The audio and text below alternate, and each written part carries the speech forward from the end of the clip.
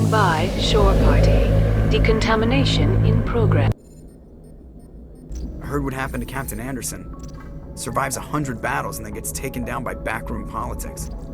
Just watch your back, Commander. Things go bad on this mission, you're next on their chopping block. Captain Anderson should be the one in charge. It's like I'm stealing the ship from him.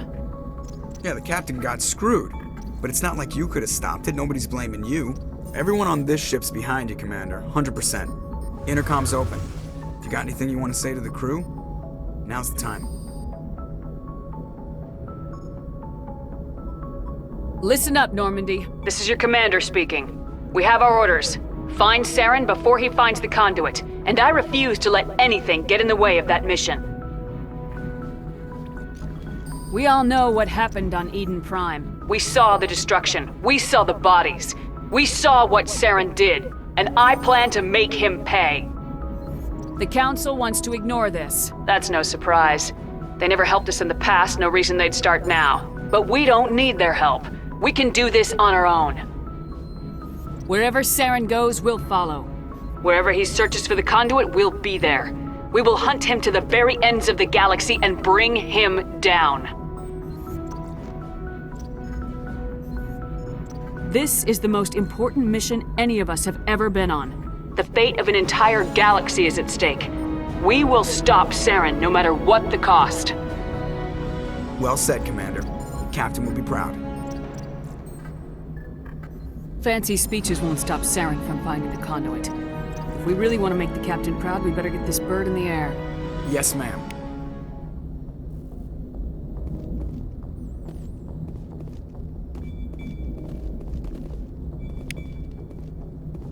Commander, something you need?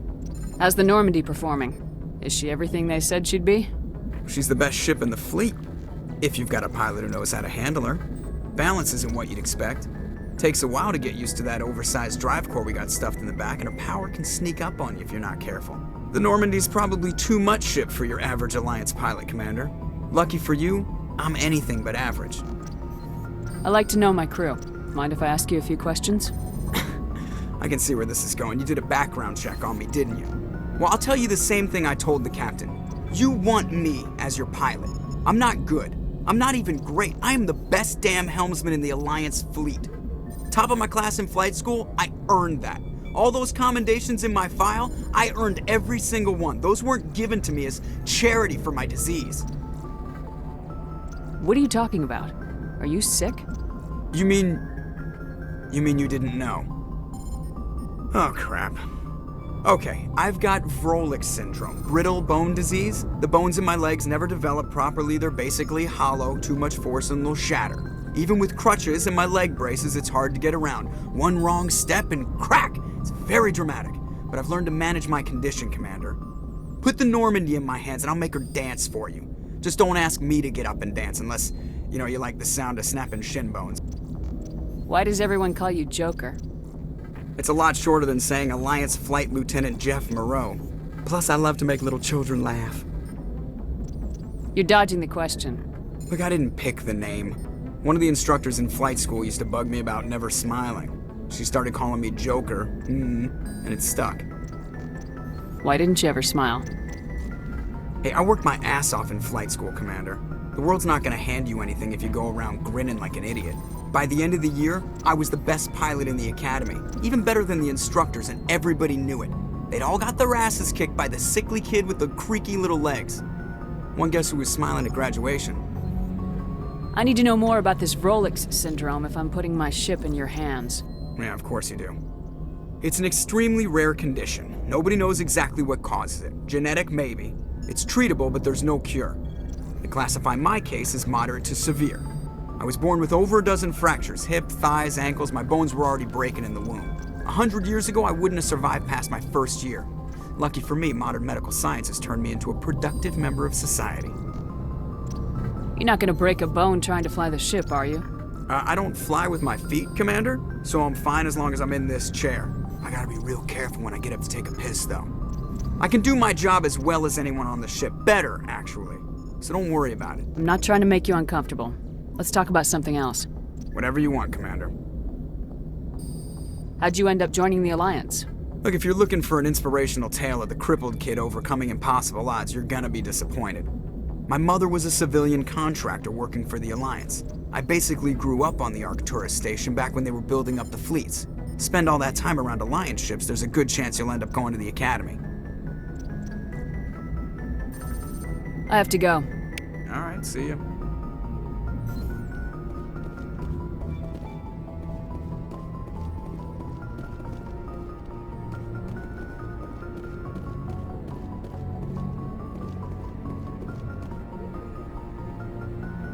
If anyone has to take over for Captain Anderson, I'm glad it's you. I'm not sure about having non-humans on our ship, though. We're all on the same team here, Presley. With all due respect, ma'am, that's what they said about Nihilus. Look how that turned out. I'm in charge here, Presley. I decide if we have non-humans on this vessel. Yes, ma'am. Understood, ma'am. Speak freely, Presley. I want to know if you have a problem with non-humans. It's not that, Commander. Humanity has always handled its own problems. Saren attacked one of our colonies. We should be the ones to stop him. We don't need their help. This is bigger than humanity. Saren's a threat to every species in the galaxy, and I'll welcome anyone who wants to help me bring him down. I guess so. Maybe I'm just stuck in the old ways of thinking. But don't worry, Commander. This won't be a problem. How did you end up assigned to the Normandy? I signed up with the Alliance as a navigator right out of school, following in my grandfather's footsteps, I guess. My first posting was on the Agincourt. We were at Elysium during the Skillian Blitz. A massive fleet of alien raiders hit the colony, trying to wipe it out. They had the numbers, but their ships were no match for an Alliance frigate. It was a slaughter. We couldn't even keep track of how many ships they lost. How'd you end up on the Normandy? I got my officer's commission after Elysium. Must have made an impression on the right people. Captain asked for me when he was picking his crew. Carry on, Presley. Yes, ma'am.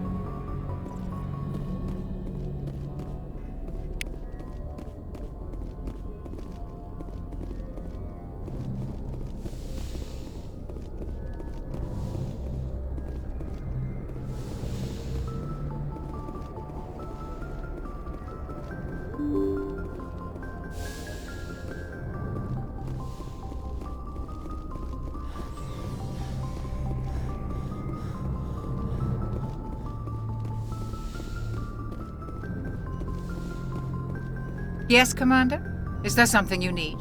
How did you end up serving on an Alliance ship? I enlisted right out of med school. Earth always seemed boring to me. Too safe. I wanted to travel the stars, tending the wounds of tough soldiers with piercing eyes. But humanity needs the Alliance if we want to keep expanding through the Traverse. And the Alliance always needs good doctors. Ever think you made the wrong choice? Sometimes I think about opening a private practice back on Earth. Or maybe taking a position at one of the new med centers out in the colonies. But there's something special about working on soldiers. If I left the Alliance now, I'd feel like I was I should go. Goodbye, Commander.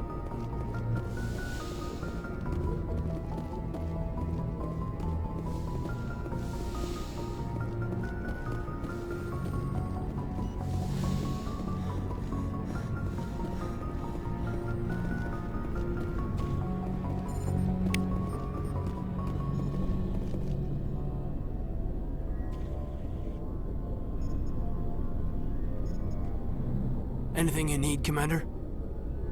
We'll talk another time, Lieutenant. Commander? Anything you need, Commander? We'll talk another time, Lieutenant. Commander?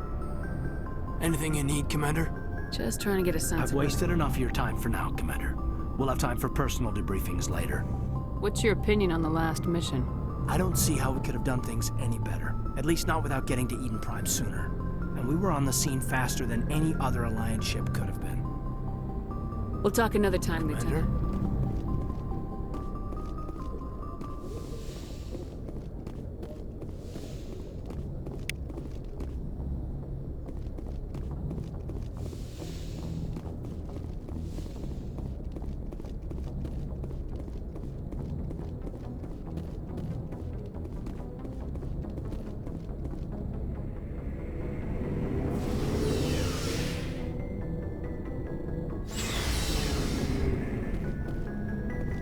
Looking for supplies? Let's see what you got. You bet, Commander.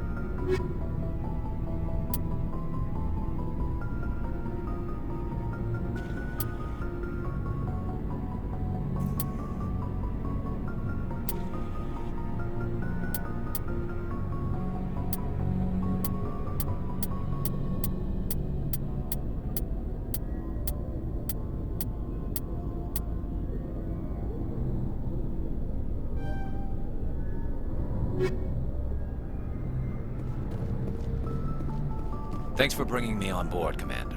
I knew working with the Spectre would be better than life at CSEC. Have you worked with the Spectre before? Well, no, but I know what they're like. Spectres make their own rules. You're free to handle things your way. At CSEC, you're buried by rules. The damn bureaucrats are always on your back. Being a Spectre does have its advantages. Exactly my point. If I'm trying to take down a suspect, it shouldn't matter how I do it, as long as I do it. But CSEC wants it done their way. Protocol and procedure come first. That's why I left. So you just quit because you didn't like the way they do things? There's more to it than that. It didn't start out bad, but as I rose in ranks, I got saddled with more and more red tape.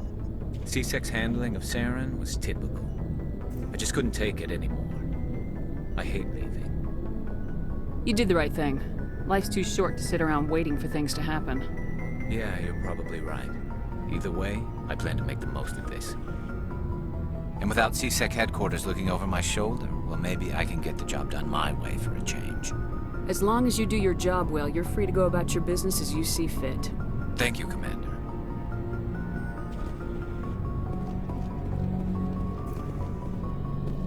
Commander? What's your opinion of the last mission? Kinda wish you'd got there sooner, Commander. No offense, I appreciate the rescue. I just wish...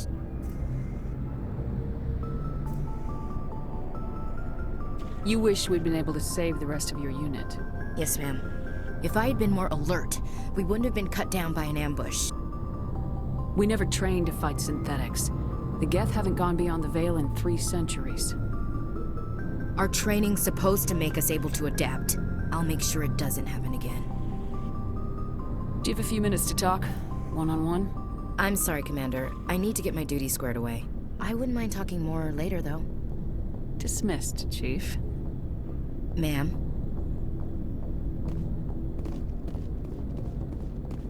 Nice ship you've got, Shepard. What can I do for you? What's your story, Rex? There's no story. Go ask the Quarian if you want stories. You Krogans live for centuries. Don't tell me you haven't had a few interesting adventures. Well, there was this one time the Turians almost wiped out our entire race. That was fun. Yeah, they tried the same with us, but we fought them off. It's not the same. It seems pretty much the same to me. So your people were infected with a genetic mutation?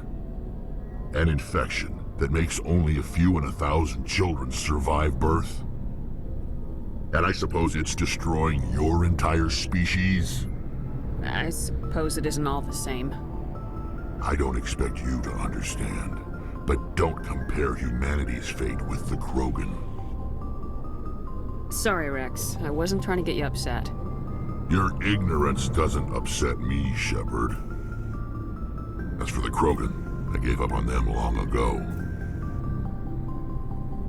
The genophage infected us, but it's not what's killing us. What can you tell me about the genophage? Ask the Solarians if you want details. They made it. All I know, it makes breeding nearly impossible. Thousands die in stillbirth, and most never get that far. Every Krogan is infected, every one. And no one's rushing to find a cure. Why don't the Krogan try to find a cure? When was the last time you saw a Krogan scientist? Ask a Krogan. Would he rather find a cure for the genophage or fight for credits? He'll choose fighting every time. It's just who we are, Shepard. I can't change that. Nobody can. Are your people really dying? We're sure not getting any stronger. We're too spread out. None of us are interested in staying in our own system. Lots of species have left their homes and prospered. But they go to colonize new worlds. We're not settlers. We're warriors. We want to fight. So we leave. Hire ourselves out. And most of us never go back. So long, Rex. Shepard.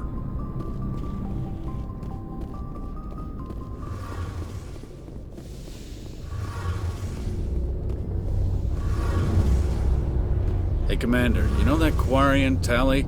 She's been spending all her time down here asking me about our engines. I'll tell her to leave you alone. What? No, she's amazing. I wish my guys were half as smart as she is. Give her a month on board and she'll know more about our engines than I do. She's got a real knack for technology, that one. I can see why you wanted her to come along. I figured she'd be a real asset to the team. You've got an eye for Tally, Commander, but I'm guessing that's not why you came down here. Fill me in on the IES stealth system. How does it work exactly?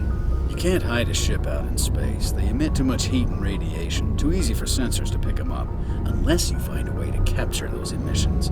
So our stealth systems trap the energy we give off in storage sinks built into the ship itself. No emissions to give away our location. Eventually the sinks have to be vented. More than a few hours silent running and they overheat. Cook us inside our own hull. There's no way for anyone to detect us?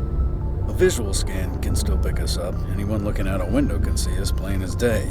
But you have to be pretty close to get an actual visual out in space. Most vessels rely on scanners. As long as the stealth systems are engaged, they can't see us. Not unless we accelerate to FTL speeds. Why doesn't it work with faster-than-light travel? Cranking up to FTL blue shifts our emissions, pushes them into frequencies too high to capture in the sinks. As soon as we make the jump, it's like setting off a flare. Sensors can pick up our location whenever we enter or exit FTL flight, but for short-range missions, our stealth systems are amazing, and we've got the only one. I want to know more about the Normandy. She's the best ship I've ever served on, probably the fastest vessel ever designed, and she's the only one using the new Tantalus drive core. What's so special about the Tantalus drive core? Proportionally, it's about twice the size of any other vessel. Not only are we faster, we can run at FTL speeds longer before we have to discharge the core. Where else have you served, Adams? If you name a class of Alliance ship, I've probably served on it. Everything from dreadnoughts and carriers right down to frigates like the Normandy. My last assignment was on the Tokyo, only a cruiser, but she was a good ship. Couldn't hold a candle to the Normandy, though. Carry on, Adams. Aye, aye, Commander. Your ship's amazing, Shepard. I've never seen a drive core like this before. I can't believe you were able to fit it into a ship this small. I'm starting to understand why you humans have been so successful. I had no idea Alliance vessels were so advanced. The Normandy's a prototype, cutting-edge technology. A month ago, I was patching a makeshift fuel line into a converted tug ship in the flotilla. Now, I'm sitting on board one of the most advanced vessels in Citadel space. I have to thank you again for bringing me along. Traveling on a vessel like this is a dream come true for me. I had no idea you found ship technology so interesting. It comes with being a Quarian. The migrant fleet is the key to the survival of my people.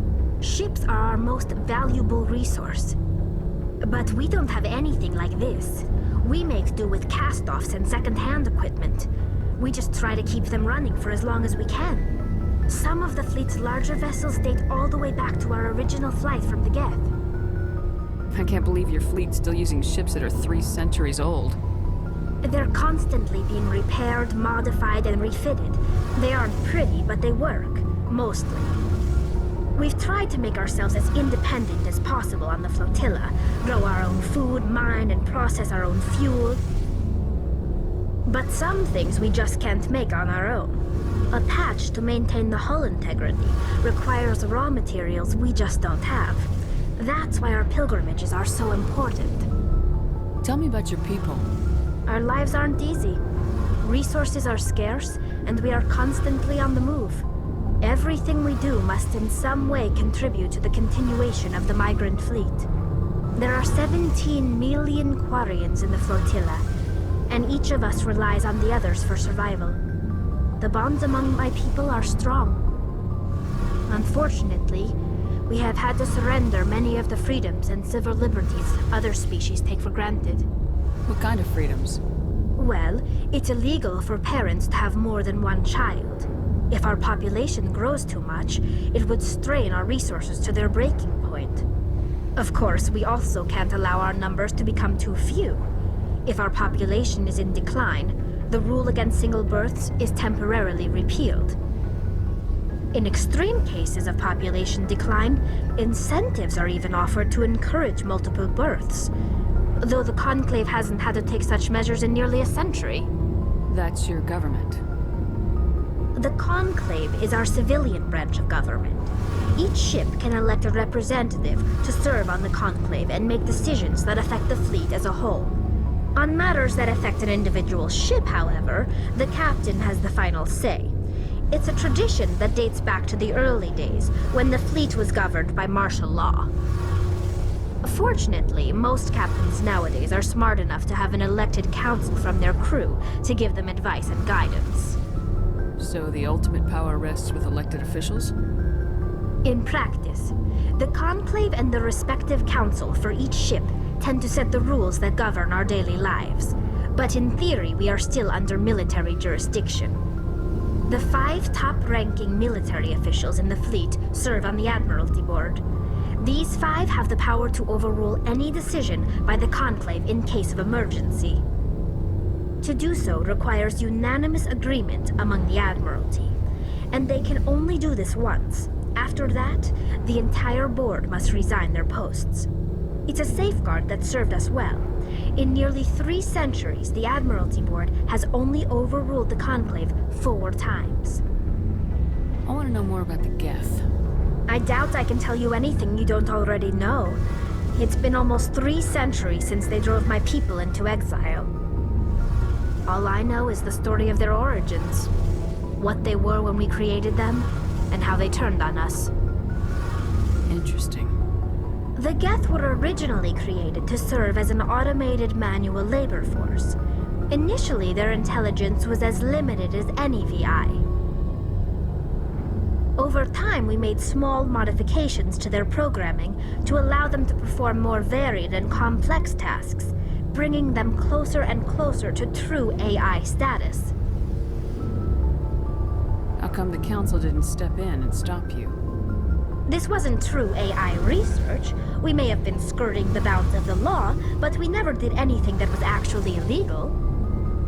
The changes were so insignificant, so gradual, that we were able to control them. Or so we thought. But one thing we underestimated was the power of the neural network.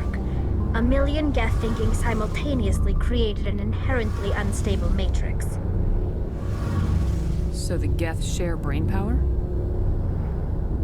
Many of the Geth's logic systems were designed to work in concert with other nearby Geth.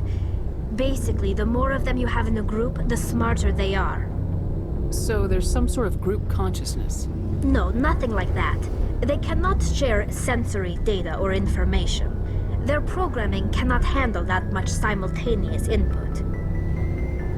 Each Geth maintains an individual awareness and identity. The neural network only operates on a process-based level. It's basically the synthetic equivalent of a subconscious. But when they're in close proximity, they can coordinate low-level functional processes, freeing up more capacity for original or independent thought. That doesn't make any sense. I'm probably oversimplifying. The Geth are incredibly advanced and complex creations. All you need to know is that they get smarter when they gather in large numbers. As we built more and more Geth, their effective intelligence became more sophisticated, more abstract. One day, a Geth began to ask its Quarian overseer questions about the nature of its existence. Am I alive? Why am I here? What is my purpose? As you can imagine, this caused a near panic among my people. I don't see what's so bad about those questions. The Geth were created to engage in mundane, repetitive, or dangerous manual labor. That's fine for machines, but it won't satisfy a sentient being for long. The Geth were showing signs of rudimentary self-awareness and independent thought. If the Geth were intelligent, then we were essentially using them as slaves. It was inevitable the newly sentient Geth would rebel against their situation. We knew they would rise up against us, so we acted first. A general order went out across all Quarian-controlled systems to permanently deactivate all Geth. The Geth responded to this order violently. You didn't really think they'd just let you destroy them without a fight, did you? The hope was that most of the Geth would still be little more than machines, incapable of organized resistance. But they had progressed much further than anyone anticipated. The war was long and bloody. Millions upon millions of Quarians died at their hands. In the end, we were forced to flee our own homeworld. We feared the Geth would pursue us, but they never came beyond the Veil. Now we drift through space, exiles searching for a way to reclaim what was once ours. It's hard to feel sorry for you. Your ancestors tried to wipe out another species. We made a mistake when we created the Geth in the first place. But we did not make a mistake when we went to war against them. If we had not acted, they would have wiped us out. They're a synthetic life form. They have no use for organics. None. Why do you think they cut themselves off from the rest of the galaxy? Why do you think they've killed every organic being who's ever tried to contact them? They didn't kill Saren. What does that tell you? The Geth are not innocent victims in all this. They're the enemy. They want to destroy us. Not just the Quarians. All organic life. That's why they've joined up with Saren. And that's why we have to stop him. I want to know more about the pilgrimage. When my people reach maturity, we leave our birth ships and seek acceptance with a new crew. It's necessary to maintain genetic diversity among the fleet. But no ship wants to accept someone who will be a burden on them. So, to prove our worth, we embark on a pilgrimage. We set out alone, leaving the flotilla and our families behind us. We only return once we have found something of value we can bring back to the fleet. This is presented as a gift to the captain of the respective ship we wish to join. If the gift is accepted, we are welcomed into the crew. I can't believe they just send you off alone. It's not like they just cast us out. Before we leave, we are given lessons in how to survive outside the flotilla, and given gifts to help us on our journey. We also receive implants to fight off sickness and disease. Generations of living in an isolated and highly controlled environment have left our immune systems weaker than most. By the time we leave the fleet, we are well equipped for the pilgrimage. This is a rite of passage for all Quarians. If it were dangerous, our numbers would suffer. Virtually every pilgrimage ends with a triumphant return and the ritual presentation of the gift to one of the fleet's captains. Can a captain choose to reject the gift? That doesn't happen often. Most captains are eager to increase the size of their crew. It increases their own standing in our society. Even when a gift is not particularly valuable, the captain usually accepts it out of a sense of tradition. However, there is a stigma to presenting a substandard gift. It's not the best way to make a good impression on a new community. Most pilgrims don't return until they find something worthwhile. I want to talk about something else. Like what? I should go. See you later.